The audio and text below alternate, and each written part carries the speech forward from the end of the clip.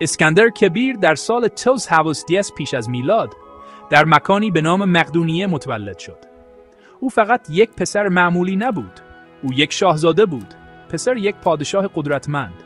پدرش شاه فیلیپ دوم حاکمی درخشان و جاه طلب بود که مقدونیه را از یک پادشاهی کوچک به یک قدرت نظامی بزرگ در دنیای باستان تبدیل کرده بود.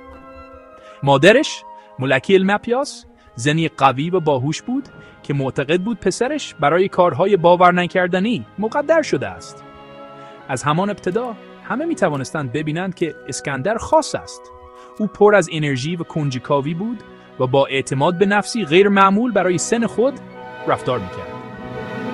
والدینش می دانستند که او روزی رهبری خواهد کرد، اما هیچ کس نمی توانست پیش بینی کند که سفرش تا کجا او را خواهد برد. اسکندر در دربار سلطنتی، در محاصره سربازان، سیاستمداران و متفکران بزرگ شد. او جنگ و استراتژی را از پدرش آموخت که اغلب در لشکرکشی‌های نظامی برای گسترش نفوذ پادشاهیش دور بود. اسکندر با دقت به داستان‌های نبردها و محاصره‌ها گوش می‌داد و تاکتیک‌هایی را که ارتش مقدونیه را بسیار ترسناک کرده بود، جذب می‌کرد. او فقط یک شنونده نبود. او یک شرکت کننده فعال در آموزش خود بود. او یاد گرفت که اسپهواری کند، از سلاح استفاده کند و سختی‌های زندگی یک سرباز را تحمل کند.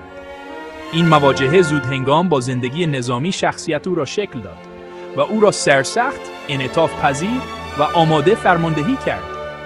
او قدرت پدرش را تحسین می‌کرد و می‌خواست رهبری به همان اندازه بزرگ، اگر نه بزرگتر، باشد. یکی از مشهورترین داستان‌ها از دوران جوانی اسکندر مربوط به اسبی وحشی به نام بوسفالوس است. این اسب نر سیاه با شکوه آنقدر خوشن بود که هیچ کس نمی‌توانست آن را رام کند. بسیاری تلاش کردند، اما اسب هر سواری را به زمین می‌انداخت. شاه فیلیپ آماده بود تا از این حیوان دست بکشد، اما اسکندر جوان چیز مهمی را متوجه شد. او دید که اسب از سایه خودش می‌ترسد. با دستان آرام و ثابت، اسکندر بوسفالوس را به سمت خورشید چرخاند تا سایه‌اش پشت سرش باشد. او به آرامی با اسب صحبت کرد و به آرامی بر آن سوار شد. از آن روز به بعد بوسفالوس اسکندر را در بسیاری از بزرگترین نبردهایش حمل می‌کرد. یک رفیق وفادار برای یک جنگجوی افسانه‌ای. فراتر از آموزش‌های فیزیکی، ذهن اسکندر نیز با دقت شکل گرفت. شاه فیلیپ می‌خواست پسرش بهترین آموزش ممکن را داشته باشد. بنابراین مشهورترین فیلسوف جهان را برای معلمی او استخدام کرد. این معلم ارسطو بود، شاگرد افلاطون و مردی با دانش بیکران. برای چندین سال ارسطو به اسکندر فلسفه، پزشکی، علم و ادبیات را آموزش داد. او در شاهزاده جوان عشق عمیقی به یادگیری و تمایل به درک دنیای اطرافش را القا کرد. اسکندر به ویژه اشعار حماسی هومر، به خصوص داستان آشیل، جنگجوی قهرمان جنگ تروا را دوست داشت. این داستان شکوه و افتخار اسکندر را الهام بخشید و جاه طلبی او را برای تبدیل شدن به قهرمانی که نامش برای همیشه به یادگار بماند، شعله‌ور ساخت. دوران شاهزادگی اسکندر به طور ناگهانی و با خشونت به پایان رسید. در سال 320 پیش از میلاد، پدرش شاه فیلیپ دوم توسط یکی از محافظین شخصی خود در یک جشن عمومی ترور شد. پادشاهی در هرج و مرج و عدم اطمینان فرو رفت.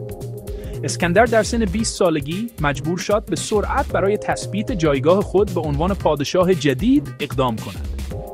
رقبا و دشمنان این را لحظه ضعف مقدونیه دیدند و آماده شدند تا اقتدار او را به چالش بکشند. اما اسکندر تردید نکرد. او با قاطعیت بیرحمانه عمل کرد و به سرعت هر کسی را که ادعای او را بر تخت سلطنت تهدید می‌کرد از بین برد. او به مردم و دشمنانش ثابت کرد که او پسری نیست که بتوان با او شوخی کرد، بلکه یک حاکم قوی و قاطع است که آماده فرماندهی است. پس از تثبیت قدرت خود در مقدونیه، اسکندر مجبور شد با شورش‌هایی در سایر نقاط پادشاهی پدرش مقابله کند. چندین شهر دولت یونانی مانند تبس فکر می‌کردند که اکنون که شاه فیلیپ رفته است، میتوانند از کنترل مقدونیه رها شوند. آنها پادشاه جوان را دست کم گرفتند. اسکندر با سرعت باور نکردنی ارتش خود را به سمت جنوب حرکت داد و قبل از اینکه آنها حتی متوجه شوند که او در راه است، در برابر دیوارهای تبس ظاهر شد. هنگامی که شهر از تسلیم شدن خودداری کرد، او به جهان بهای سرپیچی را نشان داد. او به ارتش خود دستور داد تا تبس را به طور کامل نابود کند. عملی وحشیانه که پیامی روشن به بقیه یونان فرستاد. اسکندر اکنون ارباب آنها بود و حکومت او مطلق بود. با کنترل محکم یونان، اسکندر توجه خود را به طرح بزرگی که پدرش در نظر گرفته بود معطوف کرد. شاه فیلیپ آماده میشد تا ارتش عظیمی را برای حمله به امپراتوری ایران، بزرگترین و ثروتمندترین امپراتوری که جهان تا به حال شناخته بود، رهبری کند. این امپراتوری مدتها دشمن یونانیان بود. اسکندر این مأموریت را به عرض برد و با جاه طلبی حتی بیشتری آن را پذیرفت. او فقط نمیخواست ایران را شکست دهد. او میخواست آن را به طور کامل فتح کند. او ارتش قدرتمندی از سربازان مقدونی و یونانی را گرد هم آورد که همگی به او وفادار بودند و آماده بودند تا او را در یک لشکرکشی که آنها را از خانه‌هایشان به سرزمین‌های ناشناخته برای وعده شکوه و ثروت می‌برد دنبال کنند. در بهار سال تاسس پیش از میلاد، اسکندر ارتش خود را از داردان، تنگه باریکی از آب که اروپا را از آسیا جدا می‌کند، عبور داد. این لحظه‌ای جسورانه و تاریخی بود. آغاز یکی از بزرگترین لشکرکشی‌های نظامی در تاریخ. او سرزمین مادری خود را پشت سر می‌گذاشت و همه چیز را بر توانایی خود برای رهبری مردانش به پیروزی در برابر دشمنی به ظاهر شکست ناپذیر قمار می‌کرد. گفته می‌شد که وقتی پا به خاک آسیا گذاشت، نیز خود را در زمین فرو کرد و این قاره را به عنوان ملک خود هدیه‌ای از خدایان اعلام کرد. این عمل اعتماد به نفس باور نکردنی و دیدگاه حماسی او را نشان داد. او فقط پادشاهی نبود که از مرزهای خود دفاع می‌کرد. او فاتحی بود که برای فتح جهان به راه افتاده بود. حمله اسکندر به امپراتوری ایران با یک سری پیروزی‌های درخشان آغاز شد. اولین چالش بزرگ او در رودخانه گرانیکوس پدید آمد، جایی که یک نیروی بزرگ ایرانی سعی کرد جلوی پیشروی او را بگیرد. فرماندهان ایرانی با اعتماد به نفس بودند، اما تاکتیک‌های جسورانه اسکندر آنها را غافلگیر کرد. او سوار نظام نخبه خود را مستقیما از رودخانه عبور داد و مستقیما به قلب خطوط دشمن حمله کرد. شجاعت شخصی او به طور کامل به نمایش گذاشته شد، زیرا او در صفوف جلو می جنگید و سربازانش را بدون ترس به دنبال خود الهام می بخشید. این نبرد یک پیروزی قاطع برای مقدونی ها بود و راه را برای آنها باز کرد تا شهرهای یونانی در امتداد ساحل آسیای صغیر را که قرنها تحت حکومت ایران بودند آزاد کنند. پس از موفقیت اولیه، اسکندر به سمت جنوب به پیشروی خود ادامه داد و با ارتش اصلی ایران به رهبری خود داریوش سوم در نبرد ایسوس روبرو شد. ارتش ایران عظیم بود و تعداد سربازانش بسیار بیشتر از نیروهای اسکندر بود. داریوش یک دشت ساحلی باریک را برای نبرد انتخاب کرد، با این فکر که این کار از استفاده اسکندر از سوار نظام برترش جلوگیری می‌کند. با این حال، این تصمیم نتیجه معکوس داد، زیرا فضای باریک نیز مانع از استفاده مؤثر ایرانیان از تعداد زیاد خود شد. بار دیگر، اسکندر یک حمله قاطع را مستقیما به سمت داریوش رهبری کرد. پادشاه ایران از ترس از میدان نبرد گریخت و ارتش خود را در هرج و مرج فرو پاشید. او حتی مادر، همسر و فرزندانش را نیز پشت سر گذاشت که توسط اسکندر اسیر شدند. پس از پیروزی در ایسوس، اسکندر بلافاصله داریوش را تعقیب نکرد. در عوض، او یک حرکت استراتژیک برای تأمین امنیت کل سواحل مدیترانه انجام داد. این او را به سرزمین باستانی مصر کشاند. مصریان مدتها از حکومت ایران ناراضی بودند و اسکندر را به عنوان یک آزادی بخش، نه یک فاتح، استقبال کردند. آنها او را به عنوان فرعون خود تاجگذاری کردند و او را به عنوان حاکم مشروع خود پذیرفتند. در مصر او شهر جدیدی را در دهان رود نیل بنا نهاد. او آن را اسکندریه نامید و این شهر به یکی از بزرگترین مراکز تجارت، فرهنگ و یادگیری در دنیای باستان تبدیل شد. این گواهی بر بینش او برای ساختن دنیای جدید و به هم پیوسته تحت حکومت او بود. آخرین رویارویی با امپراتوری ایران در نبرد گاگاملا رخ داد. داریوش ارتش عظیم دیگری را گرد آورده بود. مصمم بود که اسکندر را برای همیشه متوقف کند. در یک دشت وسیع و باز، دو نیرو برای سرنوشت امپراتوری با هم روبرو شدند. نبوغ نظامی اسکندر به طور کامل به نمایش گذاشته شد، زیرا او از یک استراتژی درخشان و پیچیده برای ایجاد شکاف در خط ایرانی استفاده کرد.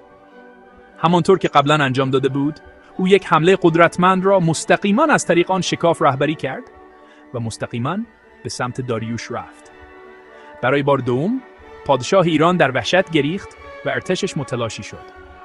این پیروزی کامل و مطلق بود.